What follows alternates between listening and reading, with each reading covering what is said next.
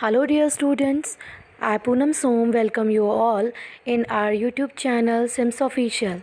Today in this video we will start the chapter number 4 of geography, that is air. So let's start it. Hello dear all, welcome to our channel Smart Indian Model School. Smart Indian Model School present Smart Indian EduFun classes.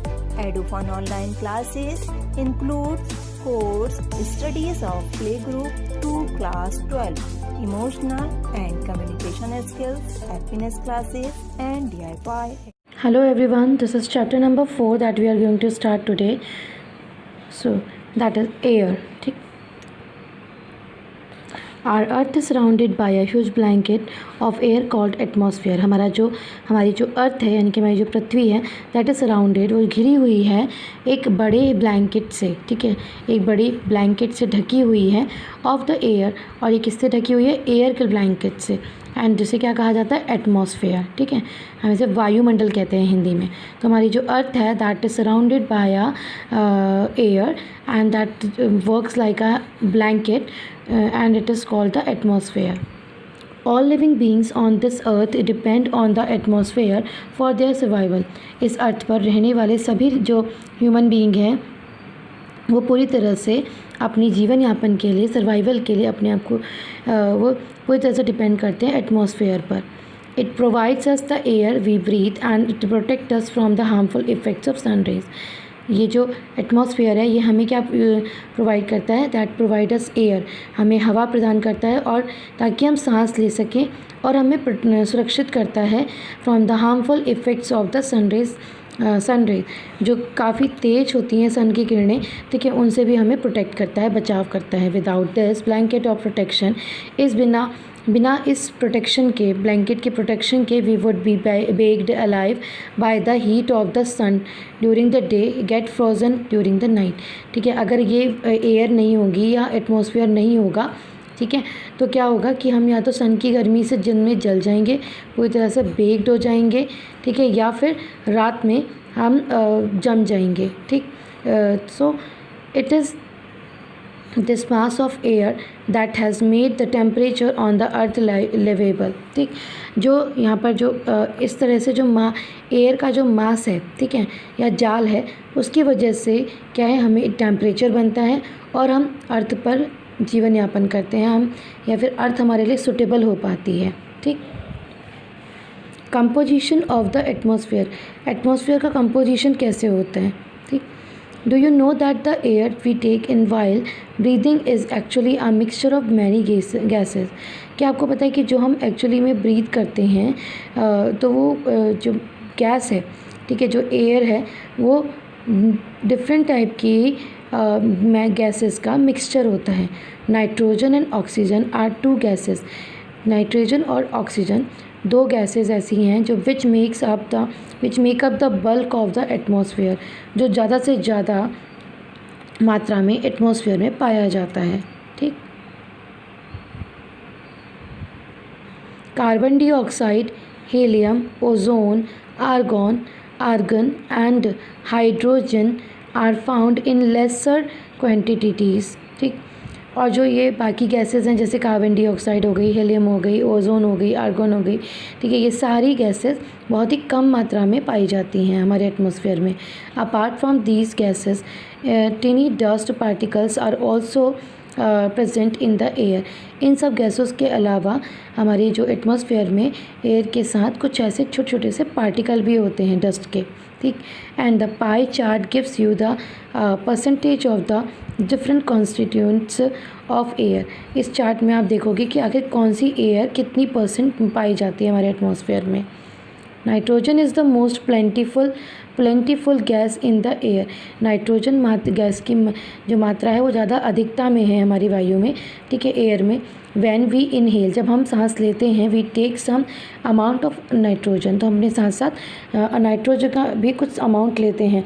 And into our lungs and exhale, और उसका कुछ अंश या कुछ part हम अपने lungs तक रख के और बाकी बाहर निकाल देते हैं. And but plants need nitrogen for their survival, मगर जो प्लांट्स होते हैं उन्हें अपने सर्वाइवल के लिए नाइट्रोजन की ज़्यादा ज़रूरत होती है। अब हम अगर चार्ट को देखें तो यहाँ पर दिया हुआ है कि जो what is the constituent of air, कि आखिर एयर कैसे डिवाइडेड है।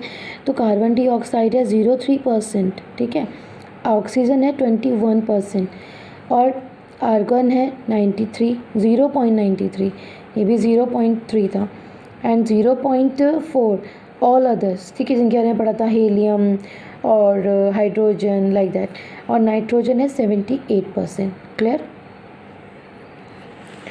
तो they can not take nitrogen directly from the air, और जो प्लांट्स होते हैं वो ज़्यादा से ज़्यादा क्या करते हैं, हमने क्या पढ़ा था अभी कि किस टाइप में नाइट्रोजन पर डिपेंड करते हैं अपने सर्वाइवल के लिए, बट जो नाइट्रोजन होती है वो डायरेक्टली फ्रॉम द एयर, मगर वो ज़्यादा से ज़्यादा उन्हें एयर से डायरेक्टली नहीं एक्सेप्ट कर पाते या उनको नहीं डायरेक्ट नहीं ले पाते। Bacteria that live in the soil and roots of some plants take nitrogen from the air, बल्कि जो जिस रूट में जो उसकी बैक्टीरिया जो होते हैं, कुछ ऐसे बैक्टीरिया और जो बैक्टीरिया उनके सॉइल में, उसकी मिट्टी में, पौधे की मिट्टी में या उसकी जड़ों में होते हैं, वो क्या करते हैं, they take nitrogen from the air, वो अपने आप ही नाइट्रोजन को एयर से शोषित कर लेते हैं, मतलब एक्सेप्ट कर लेते हैं, and change it's form so that plant can use it, और उसके बाद क्या करते हैं, उस एयर को कन्वर्ट करके, उसकी फॉर्म को चेंज करके इतनी रिलायबल बनाते हैं कि जो प्लांट है वो उसे एक्सेप्ट कर सके, ठीक है, या उसे यूज़ कर सके। Oxygen is the second most plentiful gas in the air, आपने भी चार्ट में भी देखा था कि जो ऑक्सीजन की परसेंटेज है वो कितनी है, 21%। तो ये सेकेंड मोस्ट प्लेंटीफुल गैस है, यानी कि ज़्यादा मात्रा में पाई जाने वाली गैस है एयर के साथ। So humans and animals take oxygen from the air, क्योंकि जो ह्यूमन बींग है और जो एनिमल्स हैं वो ऑक्सीजन डायरेक्ट एयर से ही एक्सेप्ट करते हैं या ब्रीथ करते हैं। एज दे ब्रीथ, और कब करते हैं, ब्रीथ करते हैं तो उस एयर को अपने अंदर अपनी बॉडी में लेते हैं। So green plants produce oxygen during photosynthesis, in this way oxygen content in the air remains constant.